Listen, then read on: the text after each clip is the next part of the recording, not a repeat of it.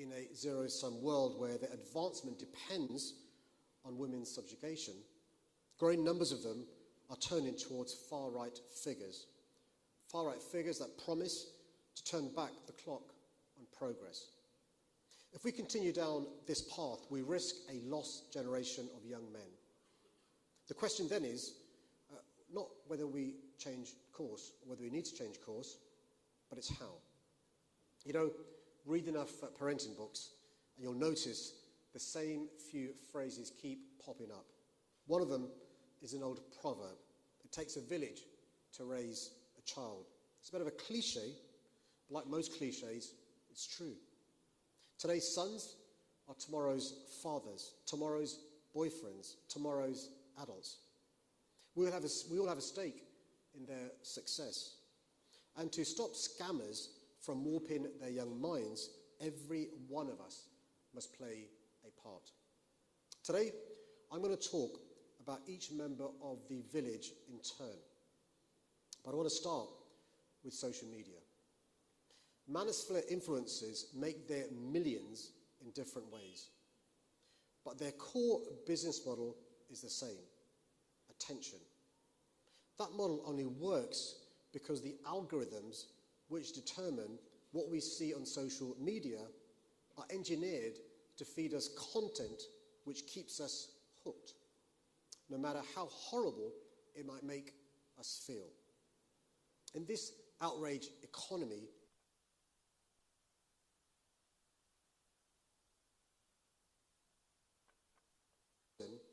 they're rewarded for it by a system that's rigged in their favor. If young men look for harmful content, they'll find it. If they don't, it will find them. Having set up TikTok accounts designed to resemble vulnerable teenage boys, scientists from UCL, University College London, spent 7 days watching the videos they were recommended. At first, the content they consumed was innocent enough. Gradually, though, it started to direct anger and blame at women. After 5 days, over half of the videos suggested to them were misogynistic, 4 times as many as at the start. So tech firms must, of course, move much faster to take down illegal content. But without action to address the algorithms that are amplifying hatred, they'll be treating the symptom, not the disease. It's time for social media companies to explain how misogyny spreads like wildfire on their platforms, and publicly set out how they'll adjust their algorithms to stop it. If they refuse to act, then the state must step up. First, Ofcom must take a much tougher approach to enforcing the laws we already have. It's time to show tech companies that the era of impunity is over.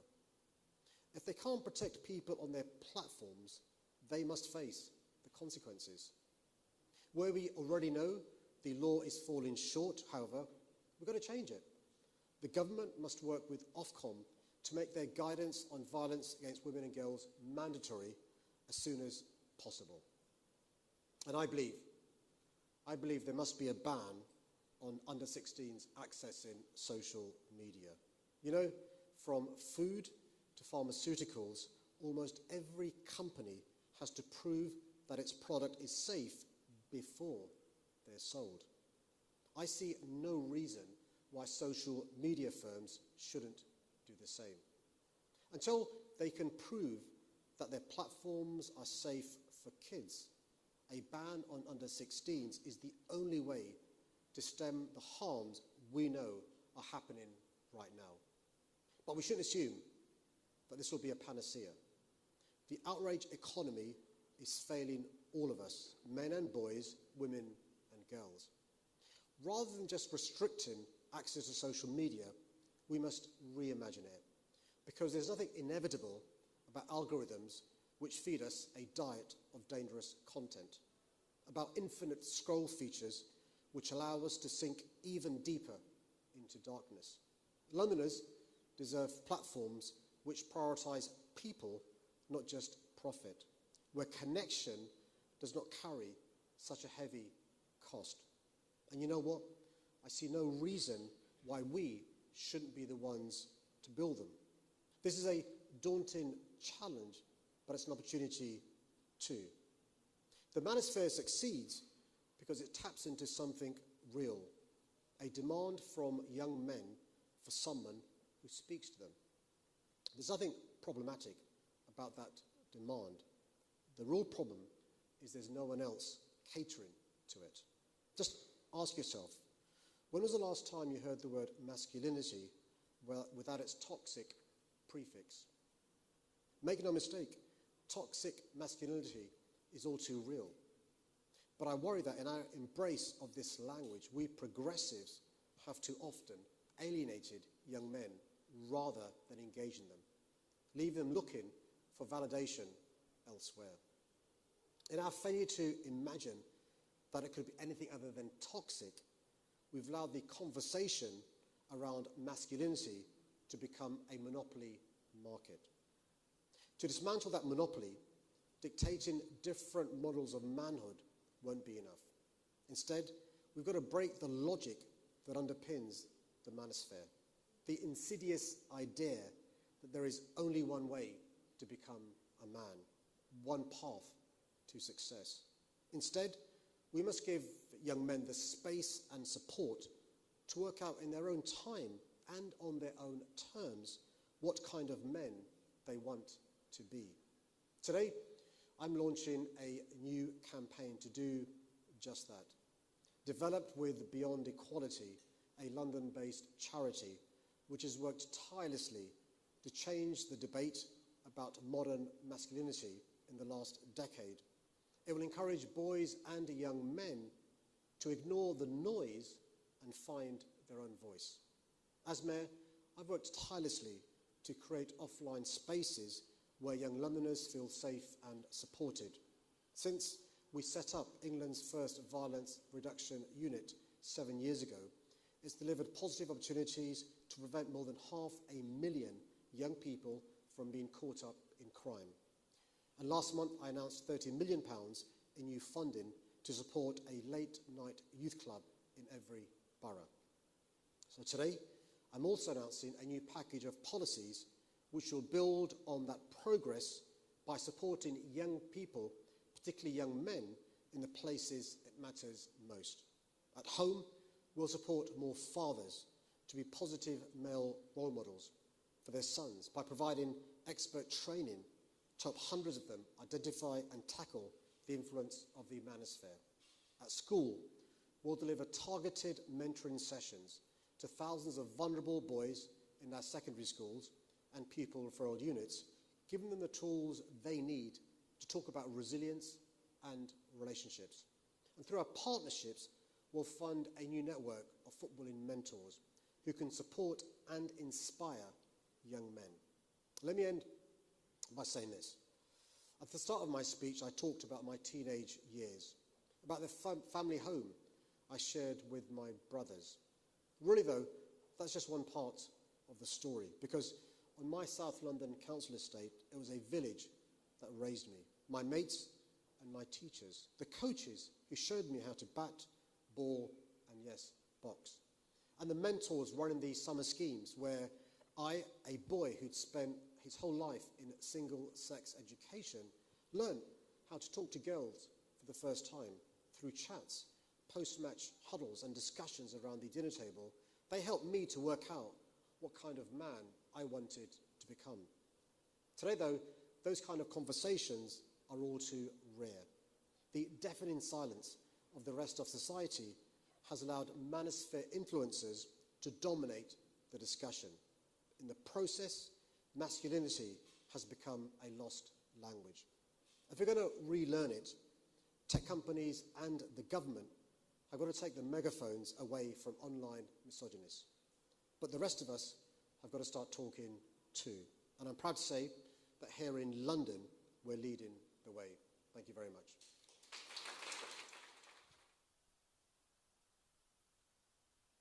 If you're not looks maxing, then what the f*** are you doing? 80% of women are attracted to 20% of If your men. paycheck isn't 100k a month, you've got work to do. These voices are shaping how millions of young men see themselves. So we tested how deep their influence really runs by replicating something thousands of young men do every day. Creators were posed a defining question: what makes a man? Their first challenge? Build the man the world expects you to be. Rock hard abs and beautifully sculpted body. I think they care more about aura than honesty and integrity. I think masking those emotions is always what society would prefer. What do you lot think, chat? But when things got personal, something shifted. Build the man you would choose as your best mate. Build the man you would want your sister to marry. Whoa. Build the man you would want to be as a father. Oh, wow. Oh, man. The man that we just built wouldn't be my best mate. Care and kindness, but that would be high. Honesty and integrity is obviously like the most important. Open-mindedness needs to be high. It's up to you to choose the man you want to be. So the next time you hear mogging, looks maxing, submen, ignore the noise. Trust your own voice.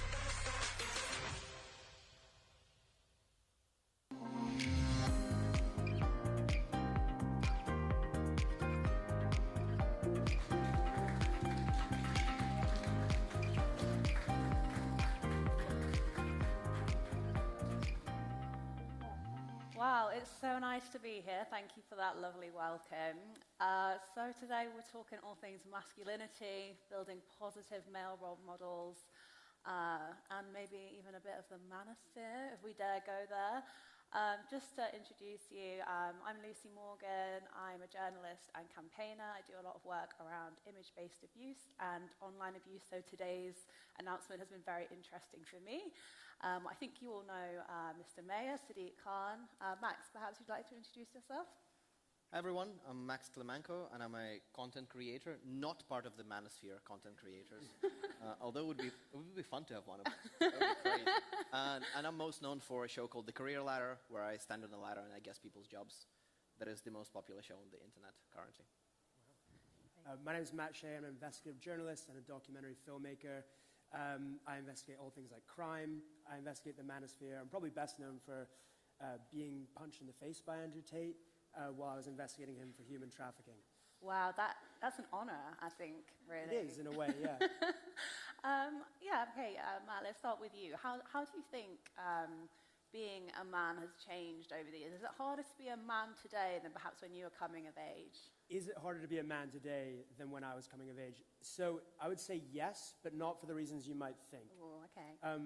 The idea that it's much harder to be a man now is an idea that has been dangerously weaponized by manosphere influencers like Andrew Tate. We hear that you can't be a man anymore, but what does that actually mean? Like, is anyone saying you can't go play football or drink pints or whatever you envisage as an ideal of masculinity to be? No one's saying that, right? We hear about demographic changes, but those demographic changes and economic changes that affect men and young men affect both genders. We hear about the men's mental health crisis, but in this country, the mental health crisis for women and girls is now surpassed that for men by many metrics.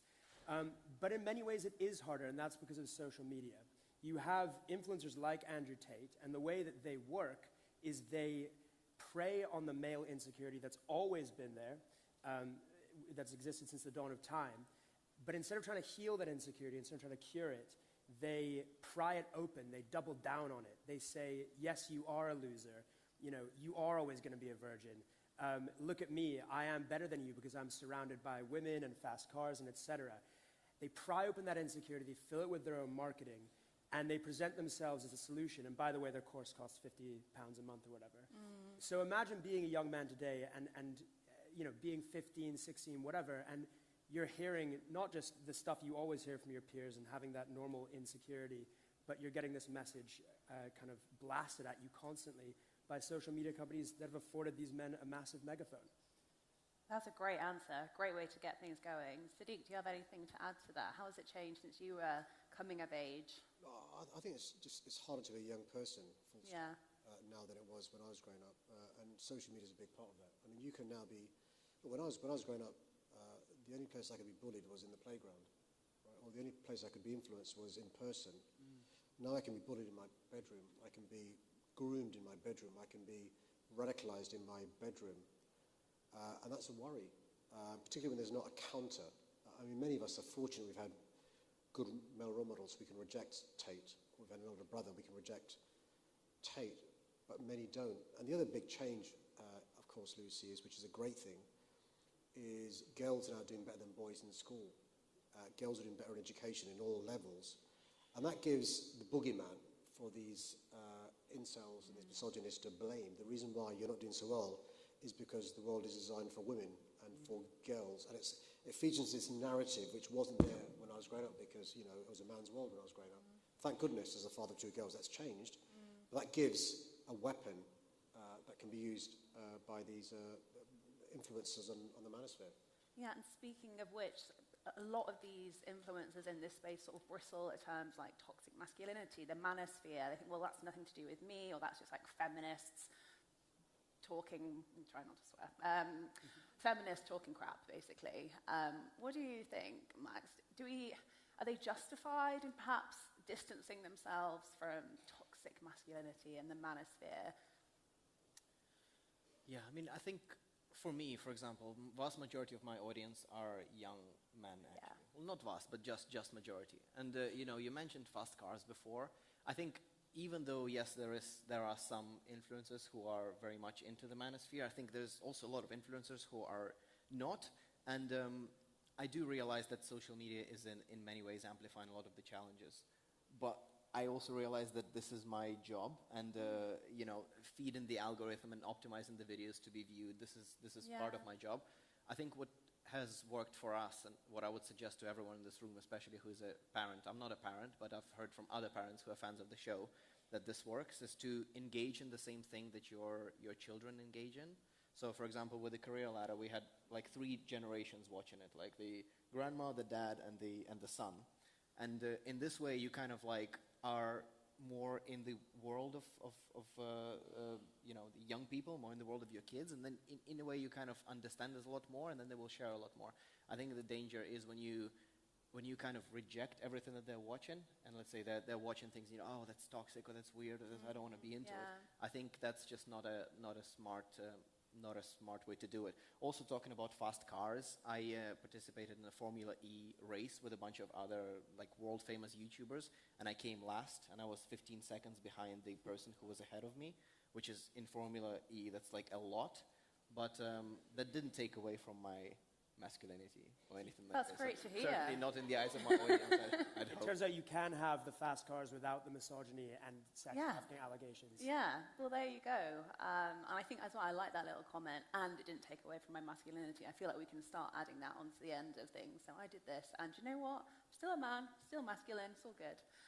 That's really insightful. And actually, I think watching your content and hearing you say that actually you do have to market it in a similar way to get the algorithms, to get people to actually click on it.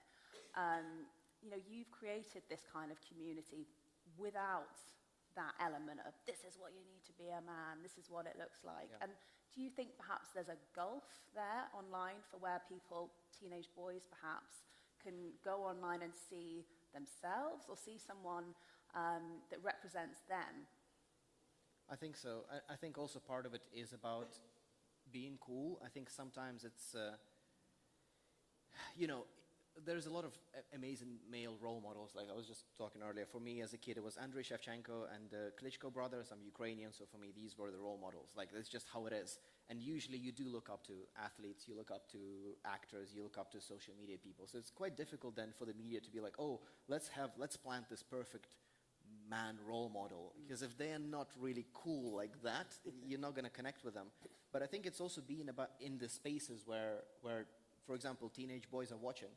We did the 2 episodes of the Career Ladder with you, Sadiq, and you know, a lot of people who wouldn't watch South by Southwest, with all due respect, would watch our show. And then what I want is to have some of these people who are incredible. You know, we had Nobel Prize winners, we had incredible women on the ladder, incredible men on the ladder. And for me, it's about accepting these opportunities, that we that we offer. I want to host amazing people, inspiring people on my platform for free also. And sometimes we offer these opportunities even to some of the speakers here at South by, and they're like, oh, our schedule is too tight. Like, what are you doing with your schedule? We are the biggest show on the planet. What are you doing? I'm going to say, Max and the career ladder are one of the reasons why I was torn in my views on banning social media for children, because Max is an example of providing content which leads young people to have aspiration and ambition. I've spoken to kids who've watched some of your stuff and they then aspire to be. And so I was very torn between moving to the position I've now moved to. And that's for the simple reason Max is the exception, not the norm. A lot of content that goes to young people, and these algorithms are designed this way. They push the negative stuff. And you know, for every Max, there's 50 negative influences, but you know, Max's stuff is great. For those of you make the time, man, this guy's show is amazing. But I think the problem is it's feeding the beast. And I think what's happened now with social media companies is they've monetized negativity. They've monetized poison. It is an outrage economy. And I think, you know, unless they can sort themselves out or show their algorithms aren't, you know, prophets of doom, young people, you know, should not have access to them. If they can show they are safe, not a problem at all. And I deliberately gave my example of food companies and pharmaceuticals. None of us would dream of having a tablet without knowing it's safe, or eating a piece of food unless we know it's safe. And why social media for young kids? And Matt, perhaps you can talk about that void that's created online, and perhaps how those so-called toxic masculinity influences swoop in to fill it. Well, you know, as Sadiq pointed out, the algorithm rewards that kind of content. So I find it hard to believe that there is no way that these social media companies could exist, could even be profitable, could be good products, without having these algorithms reward that type of content. And in fact, they need to adapt. They need to innovate, because lots of people, including lots of young people, are waking up to the fact that they don't actually want to be addicted to an app that makes them hate themselves and feel terrible all day. You know, people don't want that. So social media companies will have to adapt. But I think, you know, they're making a ton of money, you know, trillions off of young people's attention. They've created the attention economy. So the very least they could do is regulate it to a point where we're all happy that we're safe with this product. And I guess, Sadiq, I'm going to come to you for this one, because I know we've discussed it before, but when we're having these sort of wordy conversations about masculinity and how to make the world safer for women and girls via healthy masculinities, how do we make sure that we don't decenter women's rights and women's safety too much from the conversation? It's a really important question. They're linked. I deliberately spent time when we were crafting the speech trying to disentangle masculinity from toxic masculinity, but also recognizing the connection between, you know, the attitude some men have because they've been influenced by these misogynists and how they treat women and girls, from inverted commas sexual banter to harassment in a club to you know, whistling to, and it starts at an early age. I mean, you know, Matt will tell you there are boys watching this stuff, and it affects how they treat girls in secondary school. It affects how they treat women/girls in the disco/nightclub. It affects how they treat colleagues at work. It's, you know, we have a national epidemic of violence against women and girls. We've talked about this. Every 3 days in this country, a woman is killed at the hands of a man. So there's a spectrum, and, you know, toxic masculinity has a role to play. But we mustn't generalize and denigrate all boys and all young men. And that's where we've got to be a bit careful, and none of us do that, by the way, because the impression influencers give is, you know, they all think all men are evil or boys are evil, you know, and that's how the incels, you know, propagate their messages and stuff. And so we're not saying that. And that's why we deliberately have today have announced not just a public awareness campaign, not just this, the guidance, but also some real support in how we can make sure young boys in particular have, you know, the skills and confidence to, you know, block out the noise and, you know, work out themselves what sort of man they want to be. So it's sort of moving from a position of not all men to actually you can decide for yourself what you want to be when you're a boy growing up. There's nothing wrong driving fast cars. There's nothing wrong having a six-pack. There's nothing wrong doing all these things, being good at football, being good at boxing. It's when it seeps into the other stuff, which is what... And Matt's documentary, if you've not seen it, it's really interesting about how the journey is fascinating. Perhaps you could talk us through that journey a little bit, Matt. Well, I mean, we started investigating Andrew Tate actually before he was famous, and ended up going to his war room in Romania, which is the slightly cringely titled society where you pay thousands of dollars a year to learn how to be an alpha male from Andrew Tate. And so we kind of embedded in that and met loads of men. Now, the men there were faced with something called the test, where you were given an option whether to fight a professional MMA fighter. I say fight, like basically get the crap kicked out of you by a professional MMA fighter, or say no. And for some reason I said yes, and you can see me get the crap kicked out of me if you choose to in this documentary. But we filmed with the men who said no, and Tate didn't want us to film these men, but what we saw they were being made to do was sit facing the wall and journal about how shameful they are as men. Oh. And I think that kind of pressure cooker of male insecurity that he created in this moment is a microcosm of what he's doing and what other people like him are doing on social media, where you're damned if you do and you're damned if you don't. You've paid $6,000 either to get the crap kicked out of you in front of Andrew Tate or to be shamed for being insecure. And it just shows you that insecurity is the perfect tool for people like Tate, who, by the way, is making a ton of money marketing his kind of masculinity services and courses to young men. He's making that money by preying on that insecurity. That's fascinating, especially the element of shaming. So you can just kind of imagine that's the extreme, but a young boy on the internet, on their phone, in their room alone can just feel that shame through the content they're accessing, and that's a really scary thought. But on to solutions. Max, I know you're very solutions orientated, and I guess we've got a room here full of people who are innovators, who want to create tangible change. What would be your way of, I don't know, get positive action out there to support healthy masculinity? And for, I guess when boys are accessing online content, how do they get to your content rather than, say, Andrew Tate at the extreme? Yeah. Well, this is also a difficult one because, for example, if we mention, I feel like I was talking about this earlier. For me, Andrew Tate kind of is no longer relevant. There's a bunch of others that you probably also investigated now. Because also deplatforming seems to not work, because even if you remove that account from the platform and even try to remove mentions of that account from the platform, it just pops up on a more kind of extreme social network, and then it adds to their narrative of the system is against me. So they go, the system is against me, they're trying to attack me, I'm telling the truth, they're not. And then the moment you kind of attack them or get them off the platform, they go, you see, I told you that this would happen. And then people go, well, yes, I guess they're trying to silence him for a reason. Maybe he's saying something important. I think for me, it is about trying to, because also with content creators, you kind of go where opportunity goes.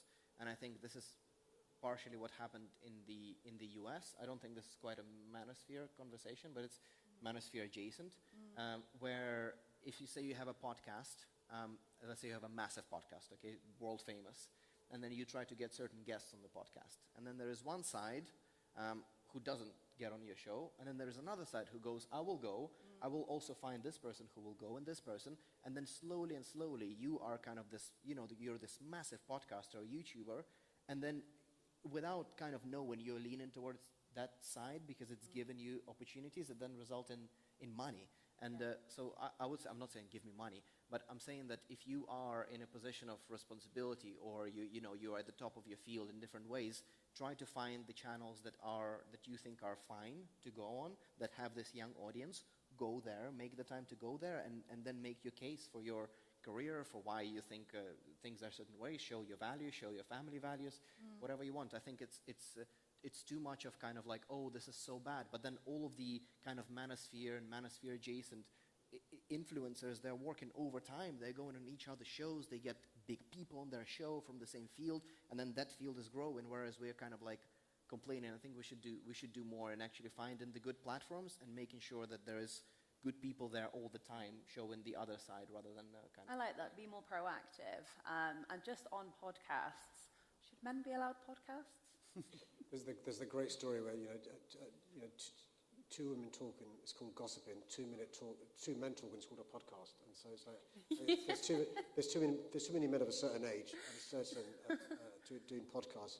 But can I just follow on Max's point in relation to, I think the problem is the manosphere finding vulnerable boys and young men. Sure, you can go and find this stuff if you want to. It's the ease with which it finds you. And that's why I was saying the social media companies, as what Matt said, they've monetized a system that rewards poison. So they should be transparent about the amplification of negativity. They should change their algorithms. If they don't, the regulator's got to step in, and if they say they've not got the power, the government's got to set in. In the meantime, we can't vacate the pitch. Young boys want role models. They want to know how to be a man. They want to learn about masculinity. And so we're going to do it online and offline. And that's why, ignore the noise, trust your voice is really important, because there's not one type of man. But also, youth workers were important to me. I think we've got to reopen youth clubs. Yeah. We've got to employ youth workers. We've got to have male role models, and everyone's got a father figure or an older brother. We've got to support those families that need that sort of guidance. Because if we continue to, and I speak as a progressive, we vacate the pitch, because we always use the word toxic before masculinity. And as you know, Max was saying, Max may have finished last in the Formula E race, but he's still a man. He's still, it's not an issue. Do you know what I mean? But he's still, so whereas some influencers would try and say he's a loser and so forth. This Matt's example of facing the wall and stuff. And I think we've got to be on the pitch. I like that. So we've got sort of structural answers, the tech companies, Ofcom, but also what we can do individually. Spot on. That's great. I mean, just to finish off, I think it'll be really interesting if each of you could kind of give your message to your teenage self. What would you want your teenage self to know about masculinity? Am I going to pick on someone, or is someone going to... Matt? If it's my putting me on the spot here. If it's my teenage self, I would say don't download social media when it comes out. Yeah. Wow. Yeah. I would say download it earlier. Oh my goodness, careful. Start posting earlier. You've got to get your profile up. You've got to get your following. And well, I mean, there's also I'm also Ukrainian, so my teenage self didn't really realize that the invasion was coming.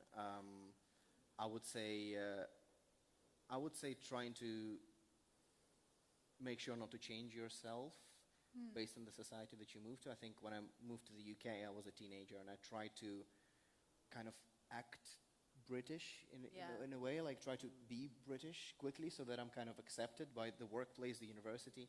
And I think in the end, I feel like it was when I was acting just like how I would that I felt the most kind of British and accepted, especially in London.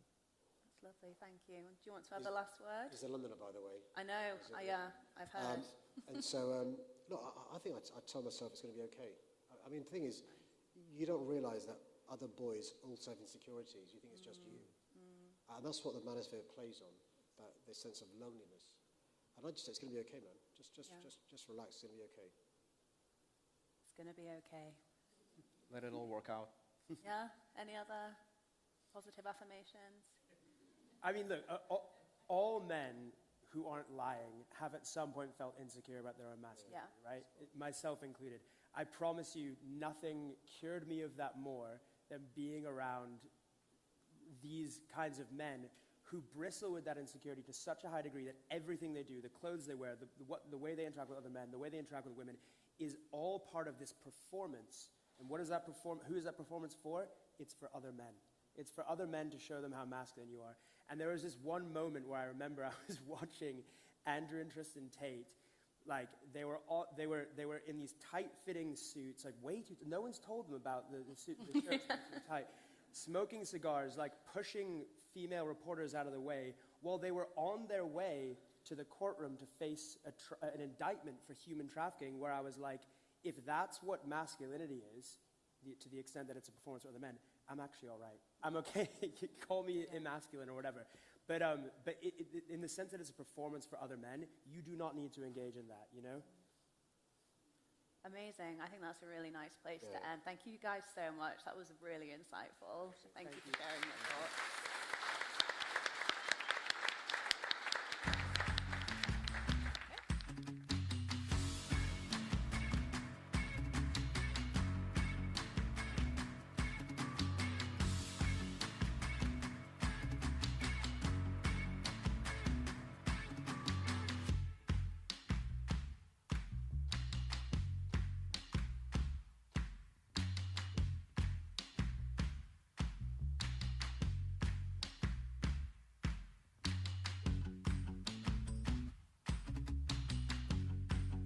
Please welcome your MC to the stage.